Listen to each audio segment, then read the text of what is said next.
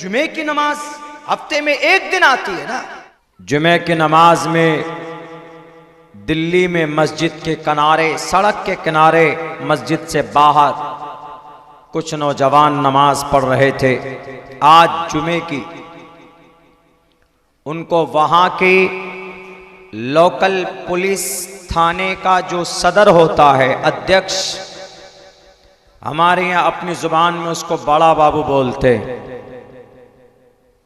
वो नमाज पढ़ते हुए उन नौजवानों को लात से मारता है, घूंसे से मारता है। आज तक ये चीज हमने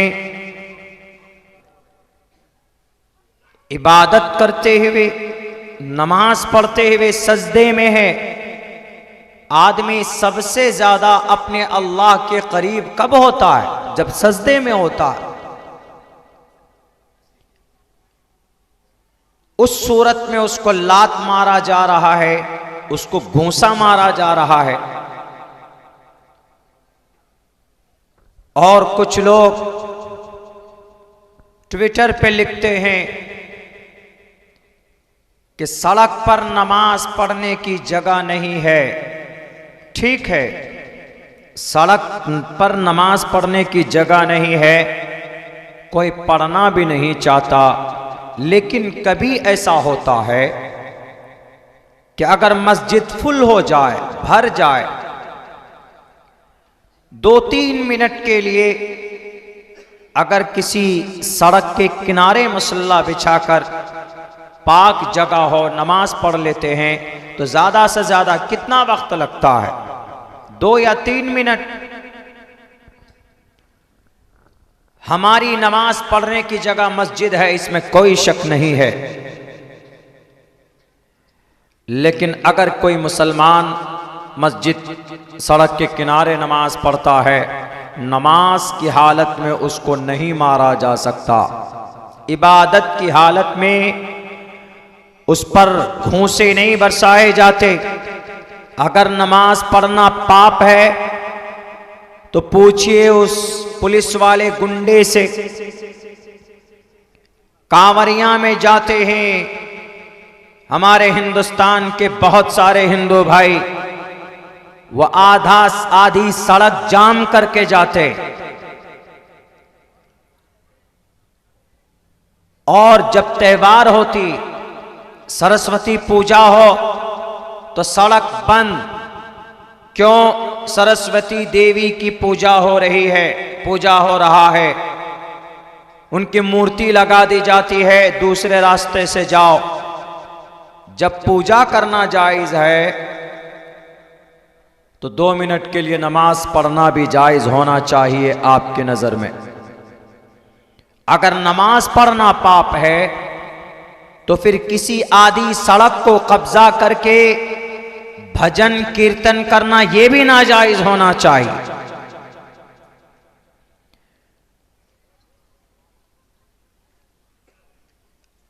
तो ये एक निशानी है मुसलमानों। क्या अभी तो कुछ दिनों पहले तक ये सुना था कि मस्जिद में बुलडोजर चल रहा है, मस्जिद शहीद की जा रही है। लेकिन अब नमाज पर पाबंदी की कोशिश की जा रही है कि नमाज भी तुम नहीं पढ़ सकते। अब आज आपके नमाज पर पाबंदी है और कोई बोलने वाला नहीं है, कोई बोलता नहीं है, डर से नहीं बोलता है। अगर आपको इन तमाम चीजों को बचाना है, आपकी शरीयत को बचाना है, आपके कुरान के अहकाम को बचाना है, आपके नबी की सुन्नत को अगर बचाना है मुसलमानों, तो आपको एक काम करना होगा। वो काम यह है कि आपको उस पर अमल करना होगा। वरना ये मुसलमान कौम, अभी दिल्ली में एक प्रोग्राम था मेरा 25 तारीख को दिल्ली में। वो प्रोग्राम बहुत अच्छे तरीके पर था। तकमील हिफ्ज़ कुरान, कई सारे हाफिज बने थे, उसमें से तकरीबन 9 हाफिज बने थे, बच्चे छोटे छोटे। तो तो मदरसा क्या होता है? मदरसा कोई राजनीति की जगह नहीं होती, मदरसा मस्जिद सियासत की जगह नहीं होती। एक मोहल्ला है, 200 आदमी है, सब उस मस्जिद में नमाज पढ़ने आते हैं। कोई कांग्रेस में है, कोई बीजेपी में है, कोई टीएमसी में है, कोई एनसीपी में है। उस 200 आदमियों में से इलेक्शन की बात आती है तो कोई किसी पार्टी की हिमायत करता है, कोई किसी पार्टी की हिमायत करता। लेकिन जब मस्जिद की बात आए, जब नमाज की बात आए तो वहां कोई पार्टी वार्टी नहीं चलती।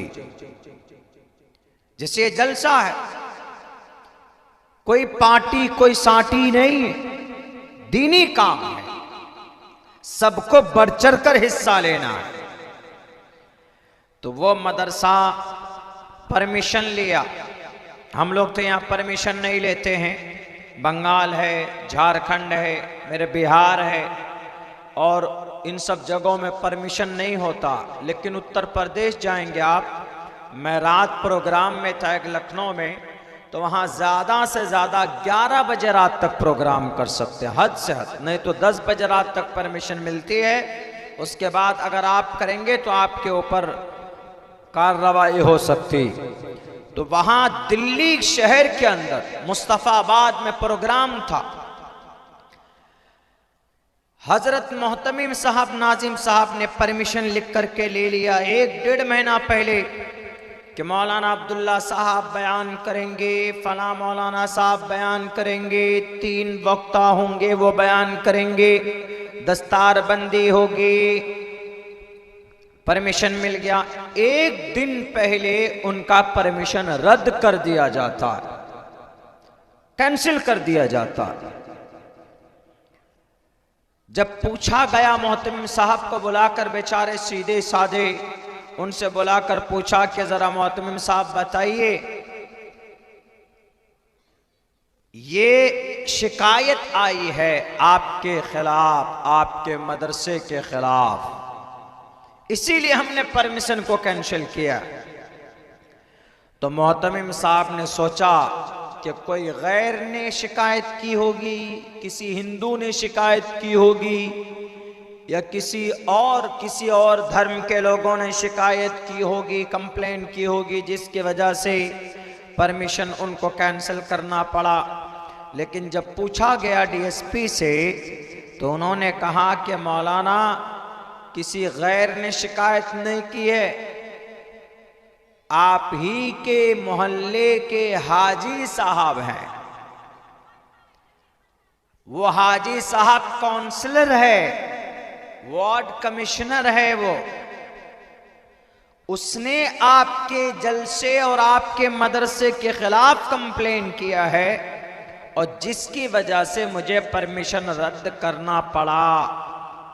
क्या क्या लिखा है वो हाजी साहब बताएं। हाजी साहब ने लिखा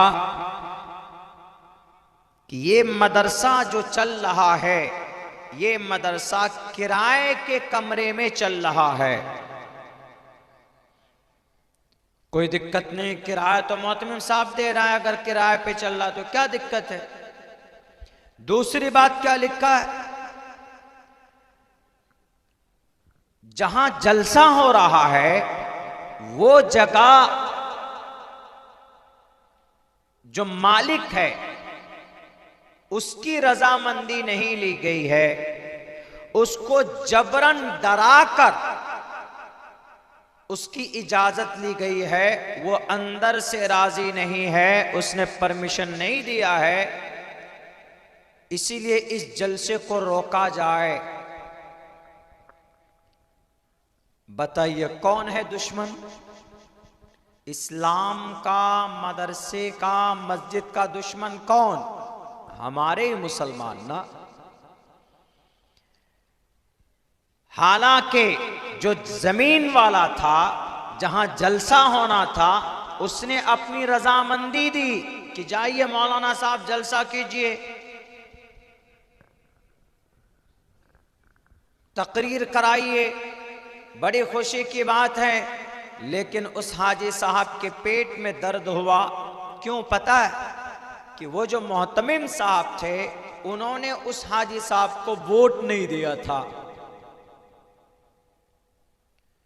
सियासी चीज को मस्जिद और मदरसों से नहीं जोड़ा जा सकता। जब अपने लोग कोई बुराई दिखे उसको हाथों से रोकने की कोशिश करो। समाज में कोई बुराई हो, शरीयत के खिलाफ कोई बुरा काम हो तो उसको हाथों से रोकने की कोशिश करो। अगर कोई मुसलमान कोई बुराई होते हुए देखे और उसको रोकने की कोशिश नहीं करता है तो समझ लीजिए कि उसका ईमान कुछ नहीं बचा है। अल्लाह के नबी फरमाते हैं, मन रआ मिनकुम मुनकरन फल्युगय्यिरहु बियदी। तुम में से अगर कोई आदमी किसी बुराई को देखता है, अगर कोई नमाज पढ़ते हुए कोई पुलिस वाला, क्या कोई प्राइम मिनिस्टर अगर हमारे नमाज पढ़ने वाले साथी को अगर लात से मारता है तो उसके दोनों हाथ में हथकड़ी लगकर जेल में डलवाओ। मन रआ मिनकुम मुनकरन फल्युगय्यिरहु बियदी। अल्लाह के नबी फरमाते हैं अपने हाथों से बदलने की कोशिश करो। अगर हाथ में ताकत ना हो फइल्लम यस्तती फबिलिसानी, तो अपनी जुबान से बोलो, उस बुराई को रोकने की कोशिश करो, उस बुराई को खत्म करने की कोशिश करो। अगर समाज में कोई बुराई है या मस्जिद को तोड़ने का, इससे बुरा काम क्या हो सकता है? नमाज में इलाज चलाता है एक पुलिस वाला गुंडा, इससे बड़ा जुर्म क्या हो सकता है? हाथ से नहीं रोक सकते तो जुबान से बुरा कहो कि ये पुलिस वाले का ये अमल गलत है, असंवैधानिक है। लेकिन आज कोई जल्दी बोलता नहीं है, डर से हम बोलेंगे तो हमारे हाथ में हथकड़ी लग जाएगी, डर से नहीं बोलते हैं लोग। मेरे भाइयों, तीसरी चीज क्या है? फइल्लम यस्तती फबिलिसानी फइल्लम यस्तती फबिक़ल्बी। अगर कोई बुराई है तो हाथ से रोको, हाथ से नहीं रोक सकते तो जुबान से बोलो, जुबान से रोको, जुबान से नहीं रोक सकते तो दिल में बुरा समझो, दिल में। फइल्लम यस्तती फबिक़ल्बी, दिल से बुरा जानो कि ये काम गलत हो रहा है। अगर तुमने दिल से बुराई को बुरा समझा, वज़ालिका ज़ाफ़ुल ईमान, तो अभी थोड़ा ईमान बचा है तुम्हारे पास। मुसलमान शराब पीने को बुरा नहीं समझता, नमाज छोड़ने को बुरा नहीं समझता है, कोशिश भी नहीं करता है, बुराई को बुरा नहीं समझ रहा है, तो बताइए ईमान कहां गया मुसलमानों का? मेरे भाइयों, ये वक्त बहुत खतरनाक चल रहा है हमारे मुल्क हिंदुस्तान नहीं, पूरी दुनिया के अंदर। एक कैसे बचोगे, कैसे बचाओगे अपने आप को? सिर्फ एक रास्ता, there is only one way to protect yourself. आप अपनी जात को बचाने के लिए सिर्फ आपके पास एक रास्ता है, सिर्फ एक रास्ता। वो रास्ता यह है कि जो शरीयत आपके पास है, इस शरीयत के मुताबिक अमल करना सीखो अपनी जिंदगी में। शरीयत हमसे क्या कहती है? बच्चा बालिग हो गया तो क्या करना? बच्चा बड़ा हो गया तो क्या करना? नमाज पढ़ना। मालदार है तो क्या करना? ज़कात अदा करना। रमज़ान का महीना आ रहा है तो क्या करना है? हर मर्द औरत को, बालिग को, आकिल को, बड़े छोटे को, घर के अंदर जो इंसान रहता हो, सफ़र में ना हो, मुबारक रमज़ान का महीना आया, रोज़े रखिए। खुसूसन जवानों पर तो जिम्मेदारी बढ़ जाती, लेकिन हमारा जवान ही आजकल रोज़ा नहीं रखता है। 30 दिन भूखे रहेंगे मौलाना, सूख जाएंगे, कांटे हो जाएंगे। 11 महीना तक मैंने बॉडी बनाया है, अभी 1 महीना भूखे रहेंगे तो पता नहीं। हमने बहुत ही मुश्किल से बॉडी बनाई है और हम रोज़ा रखेंगे। रोज़ा रखो, रोज़ा तक़वा पैदा होगा। या अय्युहल्लज़ीना आमनू कुतिबा अलैकुमुस्सियाम कमा कुतिबा अलल्लज़ीना मिन क़ब्लिकुम लअल्लकुम तत्तक़ून। रोज़ा रखने की वजह से आपके अंदर तक़वा पैदा होगा। रमज़ा, रोज़ा इंसानों की गलती को, गुनाहों को जलाकर ख़त्म कर देता है। ये महीना शायद 12 तारीख से पहला रोज़ा है। कुरान करीम की तिलावत कीजिए, कसरत इबादत कीजिए, पाबंदी से नमाज पढ़िए। पूरे साल आपने जो गुनाह किया है बैठकर रो रब्बे जुल जलाल के सामने में। इस मुबारक महीने में अल्लाह की नज़र में इसकी बड़ी अहमियत है। इस महीने में कसरत इबादत हो, पाबंदी से नमाज हो, रातों को तहज्जुद पढ़ा करो, तरावी की नमाज पढ़ा करें, कुरान करीम की तिलावत करें, एक निज़ाम, एक सिस्टम बनाएं। गाने मत सुनो, नमाज मत छोड़ो। वजह से कि मुसलमानों का रिश्ता नबी पाक अलैहिस्सलातु वस्सलाम की ज़िंदगी से कट चुका है। हमारे जवान जिनके हाथों में कुरान करीम का नुस्खा होना चाहिए, उन नौजवानों के हाथों में बड़े बड़े मोबाइल हैं। रात को 10 बजे तक, 11-12 बजे तक हमारा जवान मोबाइल देखता है, फिल्में देखता है। क्या अल्लाह ने फिल्म देखने के लिए पैदा किया? नौजवानों की अल्लाह ने जवानी दी इसलिए कि सलमान खान, शाहरुख खान, आमिर खान की फिल्में देखो और नमाज छोड़कर सोते रहो। अजान होती रहे, नमाज के ताल्लुक से कोई फिक्र नहीं हमारे नौजवानों को। अल्लाह ने जवानी किस लिए दी है? इसीलिए सोचना पड़ेगा, गौर करना पड़ेगा। अगर हमारे जवान नहीं सुधरे, अगर इस कौम का मुसलमान अगर नहीं सुधरा, तो अल्लाह तबारक व तआला ये जालिम बादशाहों को मुसल्लत करता है इस कौम को सुधारने के लिए। इसीलिए ये जो मुबारक महीना आ रहा है, इस मुबारक महीने में हाथ में मोबाइल की जगह पे कुरान करीम लें, पढ़ें, तिलावत करें, इस कुरान पे गौर करिए।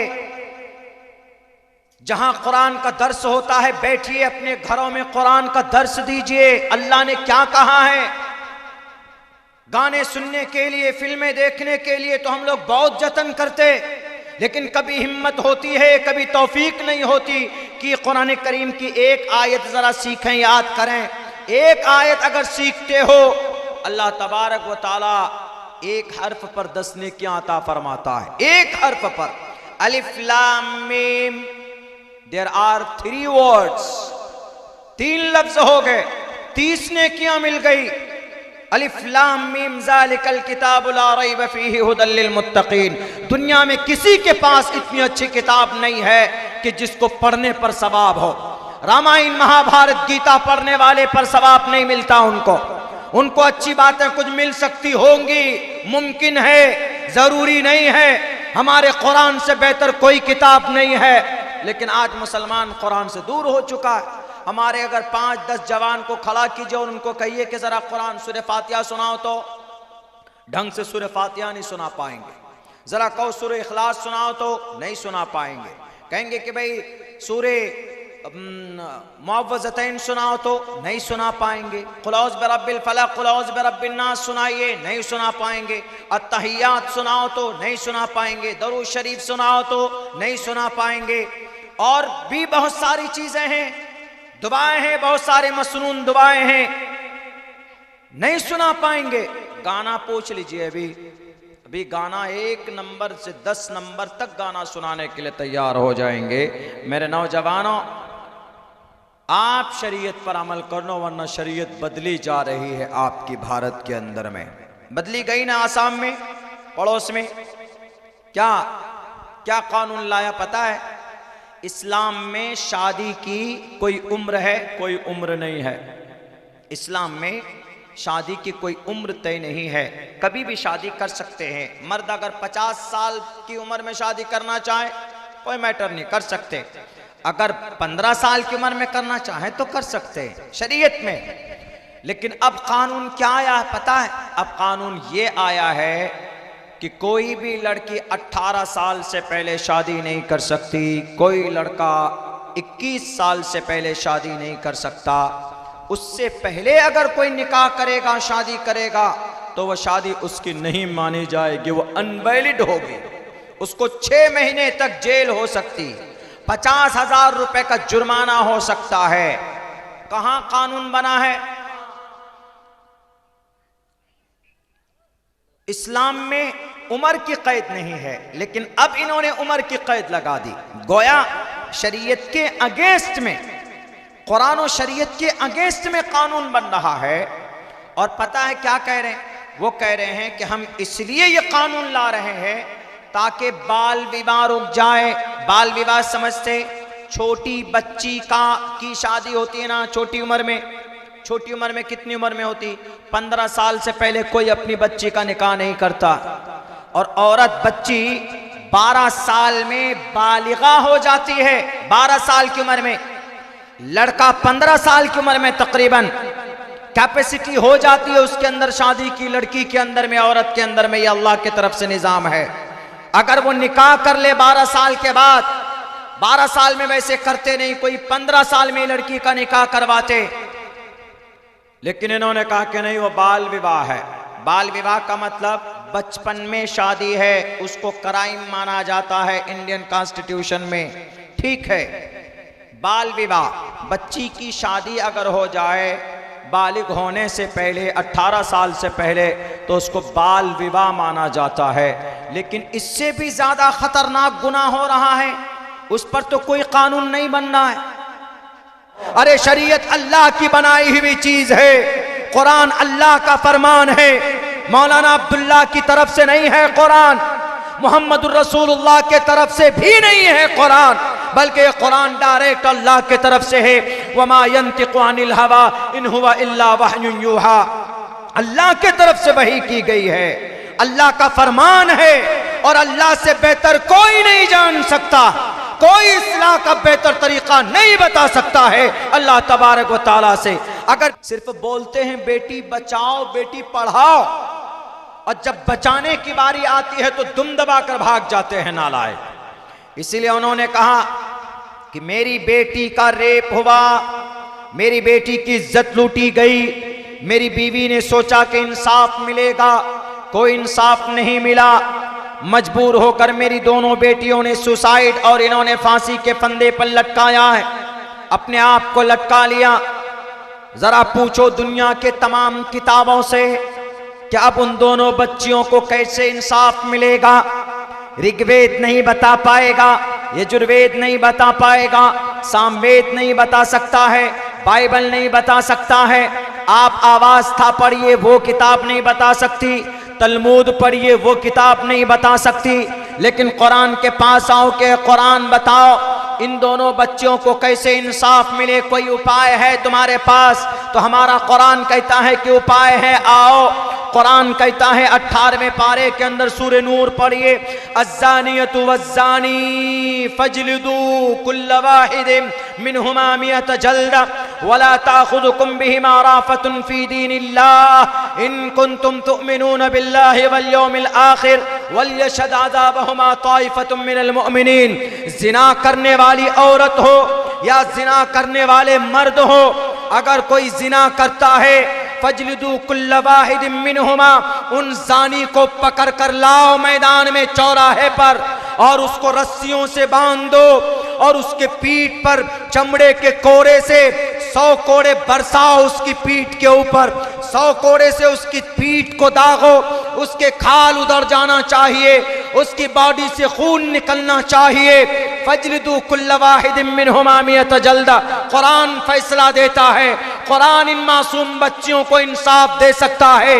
दुनिया के किसी निजाम में इंसाफ नहीं मिलता, इसलिए कि पुलिस वाले रिश्वत लेकर मुंह बंद कर लेते हैं और कार्यपालिका जिसको डीएम एसपी कप्तान के ऑफिस बोलते हैं, रिश्वत की थैलियां देकर इनका स्टेटमेंट बदल जाता है क्योंकि सामने बाहुबली है। लेकिन कुरान कहता है कि कोई बाहुबली नहीं चलेगा, लाओ पकड़कर जिसने बेटी की इज्जत लूटी है। वला ताखुजुकुम बिहिमा राफतुन फी दीनिल्लाह। अगर बाहुबली होगा अपने घर का होगा, अगर पैसे वाला होगा अपने घर का होगा, लेकिन वला ताखुजुकुम बिहिमा, शरीयत की पाबंदी में, इंसाफ में कोई कॉम्प्रोमाइज नहीं है। आज अगर मिनिस्टर का बेटा जिना करे, अगर मंत्री के बेटा किसी बेटी की इज्जत लूटे तो पैरवी कर कर बचा लिया जाता है। लेकिन हमारा कुरान क्या कहता है? वला ताखुजुकुम बिहिमा राफतुन फी दीनिल्लाह। सजा देने में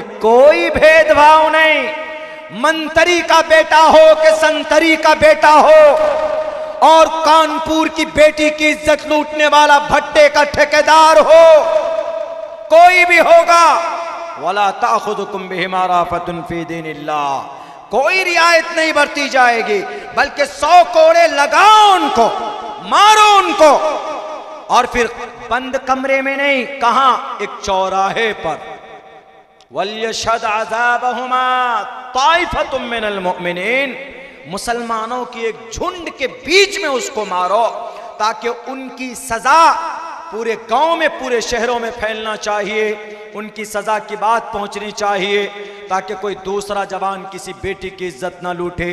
बताओ, अगर कानपुर की दोनों बेटियों को कोई इंसाफ देने की बात करता है तो हमारे कुरान में लिखा हुआ है, हमारे कुरान के निजाम को अगर अपनाया जाए, आज हर 45 सेकंड में बेटी की रेप की इज्जत लूटी जाती, 45 सेकंड में, हर 45 सेकंड में एक बच्ची की इज्जत लूटी जाती है।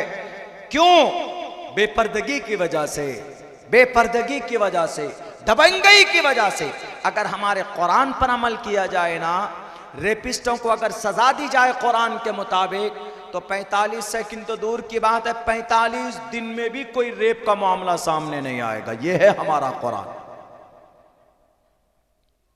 अब बताइए, इंसाफ कहां से मिलेगा?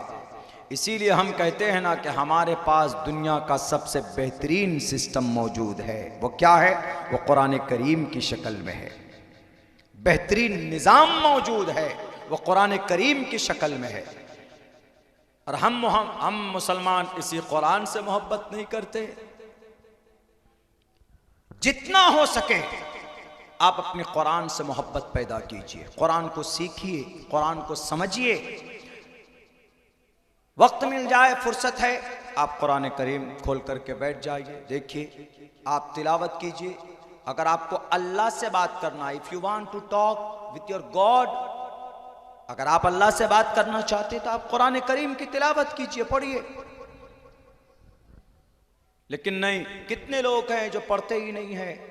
अगर दिल को, अगर अपने अंदर कॉन्फिडेंट पैदा करना हो, तक़वियत, हिम्मत पैदा करनी हो, तो कुरान करीम की तिलावत कीजिए।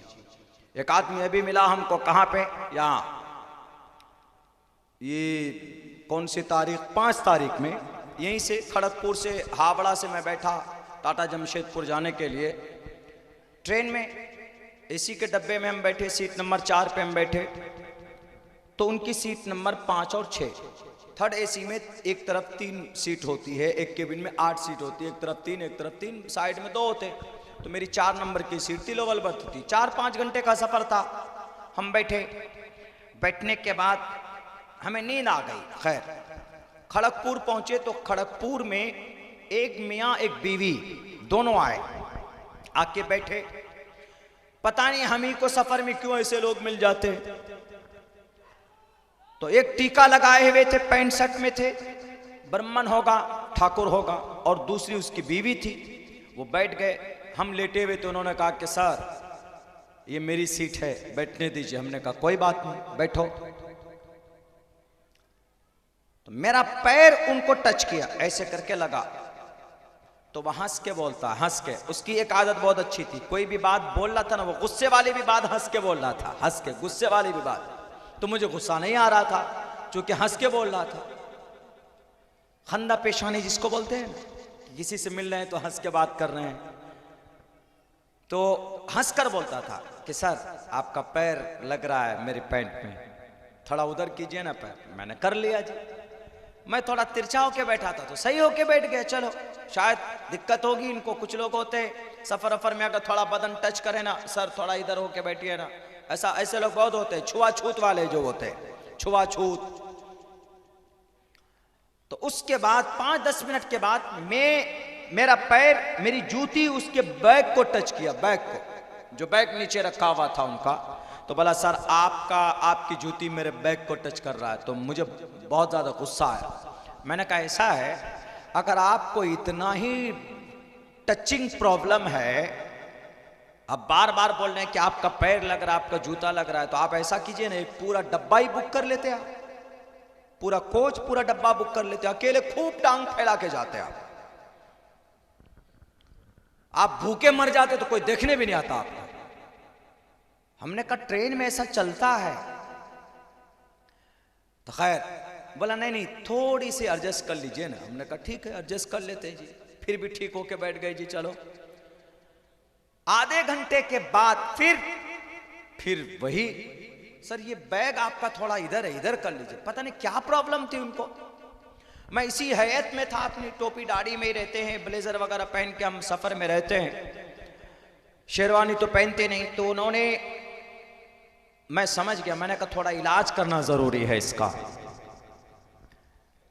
पूरे 1-1.5 घंटा हो गया, परेशान हो गया मैं उससे। हमने कहा कि अब कोई बात नहीं।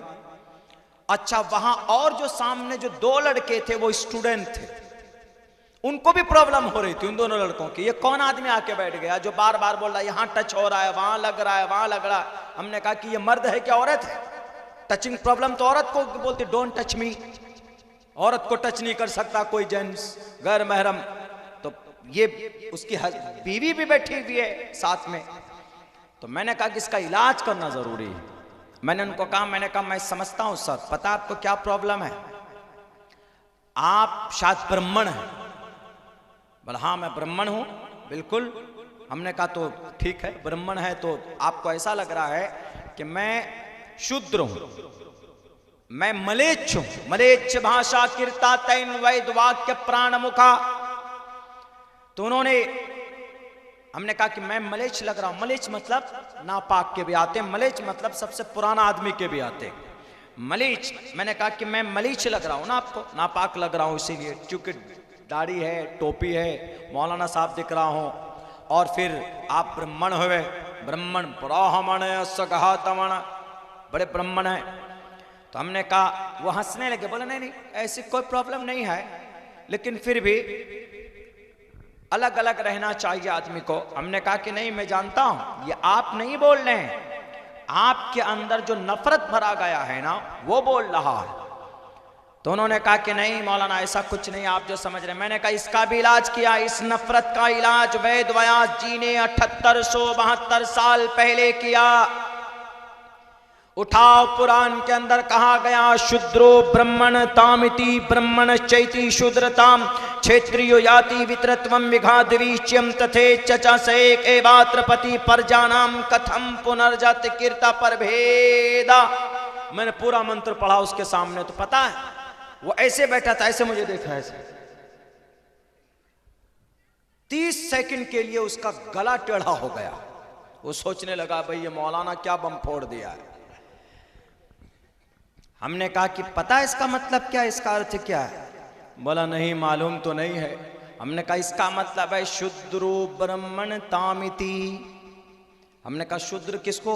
बोला मलेच्छ नापाक। हमने कहा नापाक ये कॉन्सेप्ट है ना, गलत तर्जमा कर रहे हो आप। हमने कहा कि हिंदू नालंदा विशाल शब्द सागर जो डिक्शनरी है उसके अंदर पंडित केवल आनंद जोशी लिखता है कि बरा शूद्रो ब्राह्मण तामिति।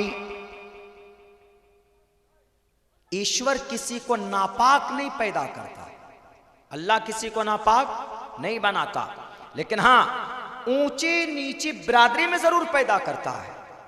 जैसे बंगाल में तो पता नहीं, हमारे उत्तर प्रदेश में जाएंगे तो ज्यादा चलता है, क्या ये चौधरी है, ये सैयद है, ये पठान है, ये रांगड़ है, ये फला है, मैं चौधरी हूं, मैं सैयद, मैं कुरैशी, ज्यादा चलता है वहां पर इस तरह। तो हमने कहा कि ऐसा नहीं है, नापाक कोई नहीं होता, आदमी का अमल छोटा बड़ा होता, नापाक होता है। मिसाल के तौर पर आदमी बड़ा है, गांव में बड़ा नाम है उसका, लेकिन काम 2 नंबर का है, 2 नंबर का काम है, तो अल्लाह उसके बड़े नाम की वजह से छोड़ नहीं देंगे, बल्कि सबसे ज्यादा ठुकाई उसी की होगी कि नाम बड़े दर्शन छोटे। बड़ा नाम काम गंदा 2 नंबर का, बड़ा नाम है सूद खाते हो, इतना बड़ा नाम है शराब पीते हो, इतना बड़ा नाम है अब जिना करते हो, इतना बड़ा नाम है तुम्हारा पूरे समाज में झूठ बोलते हो। अल्लाह को नाम से कोई लेना देना नहीं है, अल्लाह को अमल से लेना देना है, काम से लेना देना है। हमने कहा इसी को मंत्र में कहा गया, शूद्रो ब्रह्मणतामिति ब्रह्मण चेति शूद्रताम क्षेत्रियो याति वित्रत्वम विगाद्विष्यम तथेच्छच स एवात्र प्रतीक पर जानाम कथम पुनर्जति कीर्त पर भेदा। फिर क्या बोलता है मौलाना, आपके कुरान में भी तो है, आपके कुरान में भी तो बिरादरी है, आपके कुरान में जात पात है। हमने कहा कहाँ बताओ? बोला हमने सुना है कि आपके कुरान में अल्लाह ने अलग अलग कबीले बना दिए हैं, अलग अलग जात बिरादरी बना दिया है। हमने कहा ऐसा नहीं है। अल्लाह ने कुरान करीम के अंदर इंसानों को पैदा करने के बाद यूं कहा, वजअलनाकुम शुऊबन व क़बाइल, हमने तुम्हारे अलग अलग शोबे बनाए, व क़बाइल और अलग अलग कबीले बनाए। क्यों? किस लिए? गर्व करने के लिए नहीं, फख्र करने के लिए नहीं, बल्कि वह क़बाइल लितारफ़ू, पहचानने के लिए, इंट्रोडक्शन के लिए कि भाई ये कौन से बरादरी के लोग हैं, कि भाई ये सैयद बिरादरी के लोग हैं, ये कौन से बरादरी के लोग हैं, भाई ये इंसारी बिरादरी के लोग हैं, ये कौन से बरादरी के लोग हैं, ये शेख बिरादरी के लोग हैं, ये कौन से बरादरी के लोग हैं, ये पठान बिरादरी के लोग हैं, ये कौन से बरादरी के लोग हैं, ये खान बिरादरी के लोग हैं। लेकिन सिर्फ बिरादरी की बुनियाद पर, खान पठान सैयद और अंसारी की बुनियाद पर अल्लाह के नजर में कोई मुकर्रम महबूब हो सकता है क्या? नहीं। अल्लाह ने दूसरी जगह पर वाज़े लफ्जों में किया है, वजअलनाकुम शुऊबन व क़बाइल लितारफ़ू, तारुफ के लिए, पहचान के लिए अल्लाह ने अलग अलग कबीले बनाए, फख्र के लिए नहीं। इन्ना अक्रमकुम इंदल्लाहि अत्क़ाकुम, अल्लाह के नजदीक तुम्हारी इज्जत, अल्लाह के नजदीक तुम्हारा मकाम, तुम्हारा तक़वा तय करेगा। अगर तुम्हारा अमल अच्छा है तो अल्लाह तुमको महबूब बनाएगा। सिर्फ नाम की बुनियाद पर कोई जन्नत नहीं जाता। ख्वाजा अबू तालिब कौन थे? अल्लाह के नबी के चचा थे। 42 साल तक जनाब मोहम्मद रसूलुल्लाह के कंधे से कंधा मिलाकर नबी पाक अलैहिस्सलाम की मदद की थी। लेकिन जब मरने का वक्त आता है, मरने का वक्त आता है तो अल्लाह के नबी अलैहिस्सलाम कोशिश करते हैं कि चचा आप एक मर्तबा कलिमा पढ़ लीजिए, आपने मेरी मदद की है, आप हर मौके पर मेरे साथ रहे हैं, लेकिन अगर आप एक मर्तबा कलिमा पढ़ लोगे तो हम आपको जन्नत में ले जाने के जिम्मेदार हैं, गारंटी मैं देता हूं। लेकिन अल्लाह के तरफ से कुरान करीम की आयत नाजिल होती है कि मोहम्मद तुम किसी को हिदायत नहीं दे सकते। इन्नका ला तहदी मन अहबब्ता वलाकिन्नल्लाह यहदी मन यशा, अल्लाह हिदायत का मालिक है, अल्लाह जिसको चाहे उसको हिदायत देगा। तुम्हारा चचा जरूर है लेकिन हिदायत इसको देना तुम्हारी जिम्मेदारी नहीं है। कहां जाता है कि अबू तालिब का इंतकाल होता है बेइख्तिलाफ रिवायत, जहन्नम में चले जाते हैं। क्यों? नबी की बात नहीं मानी, अमल अच्छा नहीं था, अमल तौहीद का नहीं था, नमाज कभी नहीं पढ़ी, शरीयत मोहम्मद को गले से नहीं लगाया। तो ख्वाजा अबू तालिब उस वक्त का सरदार, उस वक्त मक्कतुल मुकर्रमा में अबू तालिब से बड़ा कोई नहीं था। उनके अब्बा के इंतकाल के बाद, अब्दुल मुत्तलिब के इंतकाल के बाद सरदारी किसी के पास थी तो अबू तालिब के पास थी। लेकिन सरदारी की वजह से जन्नत नहीं भेजा गया। वहीं पर अबू तालिब के जमाने में नबी पाक अलैहिस्सलातु वस्सलाम का एक साथी का एक सहाबी जो बदसूरत था, शक्ल के एतबार से बदसूरत, सूरत के एतबार से काले कलोटे, नसब के एतबार से कोई बड़ा नसब नहीं, कबीले के एतबार से कोई बड़ा कबीला नहीं था। लेकिन जब नबी की शरीयत पर मर मिटता है, कुरान के बताए हुए वहदानियत पर अपनी जान को कुर्बान करता है, तो बिलाल हबशी चलता है मक्का की गलियों में, इनकी चलने की आहट सुनाई देती है जन्नतुल फिरदौस में। इससे साफ पता चलता है कि अल्लाह के नजर में नाम बड़ा नहीं होता, अल्लाह के नजर में काम बड़ा होता। उधर अब्दुल मुत्तलिब के बेटे अबू तालिब है, 42 साल तक नबी के साथ, लेकिन जब कुरान शरीयत के खिलाफ अकीदा था, थोड़ा इख्तलाफी मसला है, कुरान और शरीयत के खिलाफ अकीदा था, तो कहा जाता है बेइख्तिलाफ रिवायत कोई भी इनका नाम काम नहीं आया। लेकिन वहीं पर कौन? बिलाल हबशी, कौन? गुलाम थे ना, गुलाम बदसूरत इंसानों का नाम अगर लिस्ट तैयार की जाए ना, तो बदसूरत इंसानों का नाम में बिलाल हबशी का नाम सबसे पहले आएगा। मैंने कहा ये देखिए गुरुजी, हमने कहा कि आपको एतराज था ना कुरान पे, कुरान में भी यही बात कही गई है जो आपके वेद में, गुरुर पुराण में 7872 साल पहले कहा। किसने? वेद व्यास जी ने। शूद्रो ब्रह्मण तामिति ब्रह्मण चेति शूद्रताम क्षेत्रियो याति। बात पूरी भी नहीं हुई थी, हमारा स्टेशन आ गया टाटा जमशेदपुर, हम चले गए। उसके बाद तो कितने ठोकर लगे, कुछ नहीं बोला, दिमाग ठिकाने पे आ गए उसके।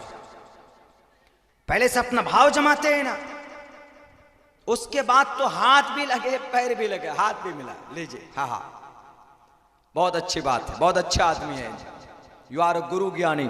हमने कहा गुरु ज्ञानी की बात नहीं है, ये जो भूसा भरा हुआ ना इस्लाम के ताल्लुक से, मुसलमानों के ताल्लुक से, हमेशा कि भाई नापाक होते हैं, ये अच्छे नहीं होते हैं, जालिम होते हैं, तरह तरह के इल्ज़ामात लगाकर इनको करो।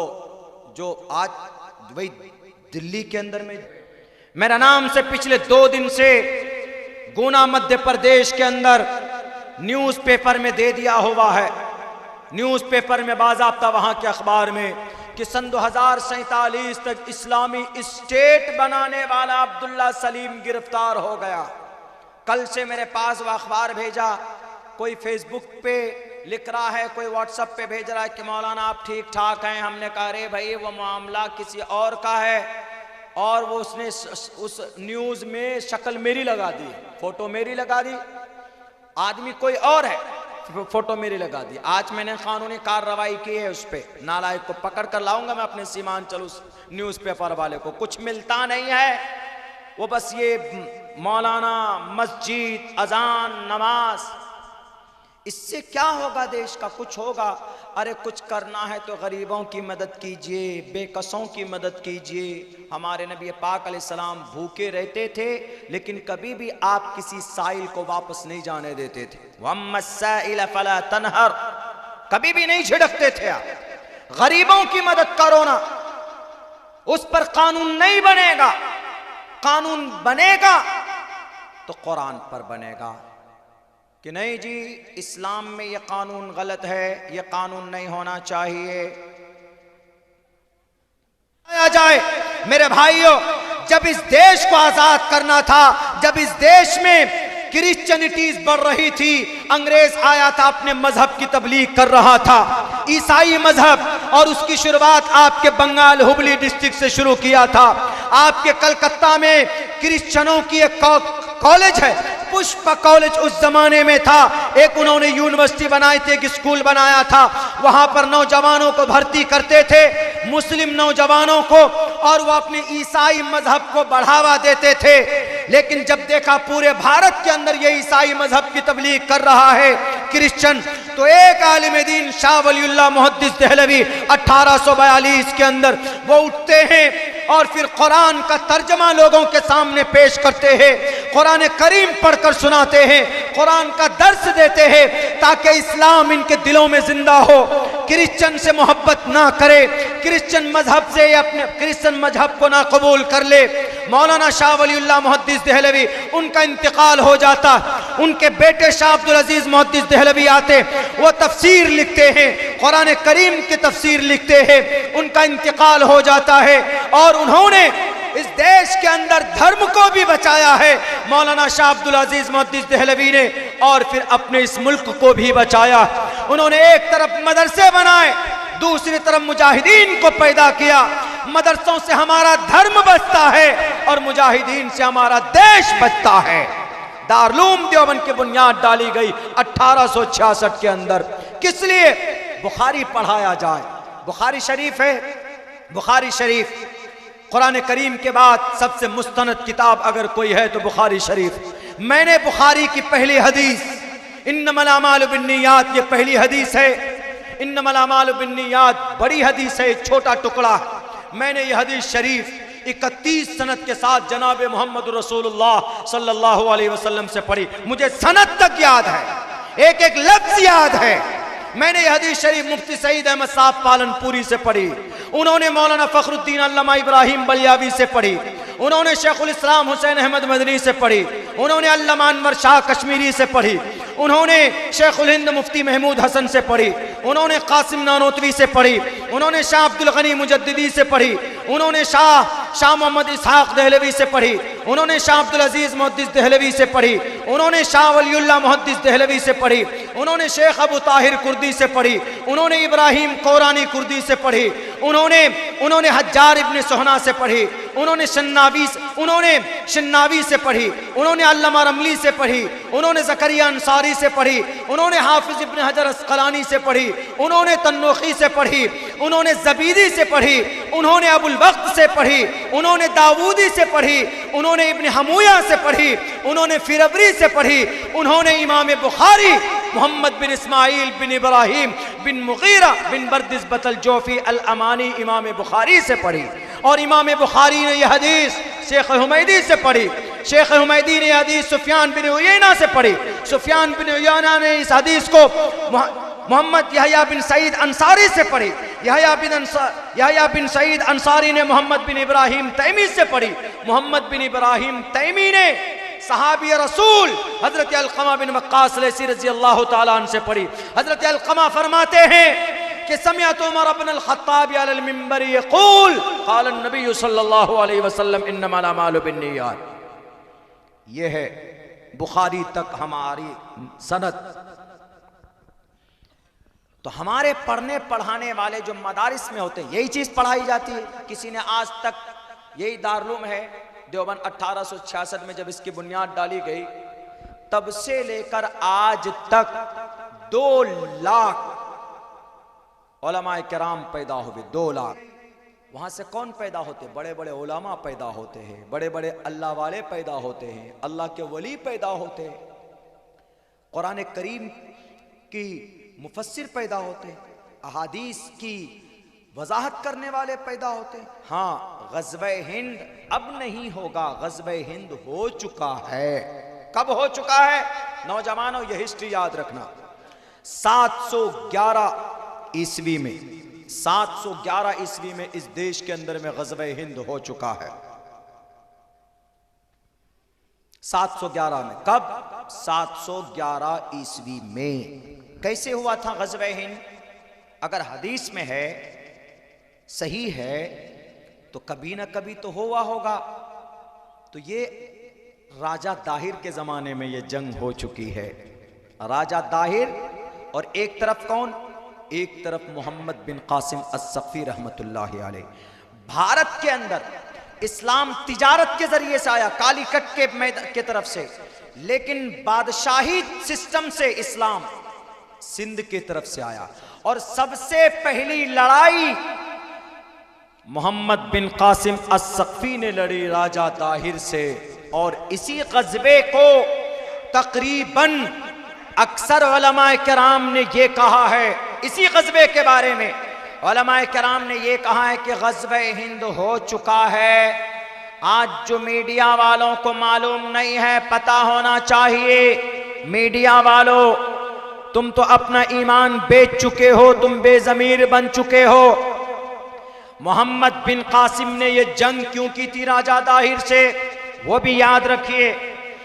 एक राजा था, राजा चीरानंद, जिसने भारत की सबसे पहली मस्जिद बनवाई कालीकट में। ये राजा चीरानंद को उस वक्त का अमीर जो था वलीद बिन अब्दुल मलिक, तो राजा चीरानंद ने कुछ तोहफे भेजे वलीद बिन अब्दुल मलिक को। कहाँ? इराक में। तो यहाँ कालीकट से इराक जाने के लिए यही रास्ता है ना, कर्नाटका, बेंगलोर, महाराष्ट्र, गुजरात, राजस्थान होकर तब वो अफगानिस्तान, पाकिस्तान के बॉर्डर होते हुए तब जाएंगे। तो जाते जाते सिंध पड़ा बीच में उस काफले को। तो जो भारत के अंदर में राजा दाहिर था, उस राजा दाहिर ने उस काफले को लूट लिया। जब ये खबर पहुंची वलीद बिन अब्दुल मलिक को कि मेरे पास कुछ काफले में सोना चांदी भेजा था राजा चीरानंद ने, उस काफले को राजा दाहिर ने लूट लिया। तो वलीद बिन अब्दुल मलिक ने उस इलाके का गवर्नर हज्जाज बिन यूसुफ था, हज्जाज बिन यूसुफ को लिखा थोड़ा खामोश रहिए। वलीद बिन अब्दुल मलिक ने लिखा हज्जाज बिन यूसुफ को कि हज्जाज बिन यूसुफ, राजा दाहिर से हमारा जो लूटा हुआ माल है, हमारे काफले का, उसको हमको वापस चाहिए। तो हज्जाज बिन यूसुफ ने 5000 एक फौजों की एक टोली भेजी। किसके पास? राजा दाहिर के पास, कि हमारी जो दौलत तुमने लूटी है वो मुझे वापस चाहिए। उस 5000 फौजों का कमांडर कौन था पता है? मोहम्मद बिन कासिम अस्सक़फ़ी रहमतुल्लाहि अलैह। उम्र कितनी थी उसकी? 17 साल की उम्र थी, मात्र 17 साल की उम्र।